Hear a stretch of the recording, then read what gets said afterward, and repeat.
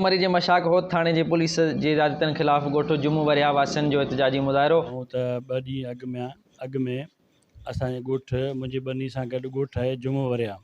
उन ॻोठ में पुलिस वारा हिकिड़ी प्राइवेट गाॾी में ऐं ॿियो मोटरसाइकिल ते निकाब पोश थी करे उते पहुता। हिकिड़े नंढड़े मासूम ॿार खे जेको 6वीं क्लास में पढ़े पियो ऐं उनजी उमिरि 11 साल आहे। 6वीं क्लास में जो तालिब इल्म 11 साल जो ई हूंदो, त 11 साल उनजी उमिरि आहे।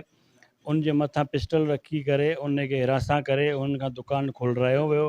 दुकानु खोलराए उन खां बाद में कुझु सफ़ीना या गुटके जो पुड़ियूं उन्हनि सां गॾु उहा गाॾी में उहो हणी उन छोकिरे खे जेको आहे न हिकिड़ो टेररिस्ट वांगुरु पकिड़े करे उनखे उतां खंभे खणी विया। ऐं असां उन जे ख़िलाफ़ु आहियूं, मंशियात जे बिल्कुलु असां ख़िलाफ़ु आहियूं। मंशियात न हले, पर हीउ SHO जेको आहे हीउ पाण मंशियात हलाए पियो, चवे पियो त हिते जेको आहे न मंशियात हले पई असांजी सरपरस्ती में, त अहिड़ो SHO असांखे क़बूल न आहे। असां इन ई SP खे चऊं था जेको असां सां मुआइदो करे वियो आहे, त अहिड़नि जेको आहे न ऑफिसरनि खे SHO बहादुर ख़ान जमाली खे हितां हटायो वञे। 11 सालनि जो ॿार आहे, 6 में पढ़े थो, उन खे खणी विया दहशतगर्दनि वांगुरु। त असां वियासीं उते थाणे ते वेठल हुआसीं। असां ॿाहिरि वेठल हुआसीं। SHO साहबु अची वियो। जीअं अची वियो त हुननि असांखे इहा ई ॻाल्हि कयो की तव्हां विरोधी दहशतगर्द आहियो।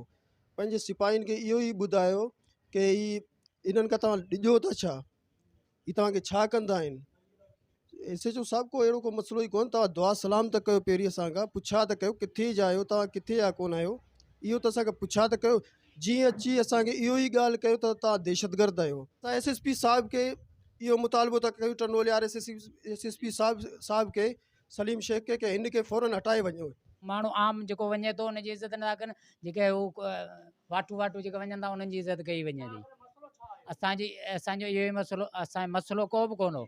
छोकिरो अगवा करे नंढड़ो खणी हलिया, असां उहो वठणु वियासीं। माए जे केस में मन ग़लति पुड़ियूं रखी पाण खणी आया, उहो अची दुकान में रखियूं ऐं पोइ इल्ज़ाम ॾिनो त बाबा इहो हले थो त पैसा ॾियो असांखे, त हलायो पोइ मन पैसा ॾियो हाणे मन पैसा वठी इहे शयूं हलाईंदा आहिनि।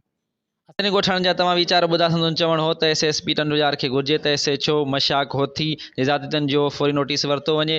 ॿी सूरत एहतजाज जो दाइरो वसी कयो वेंदो।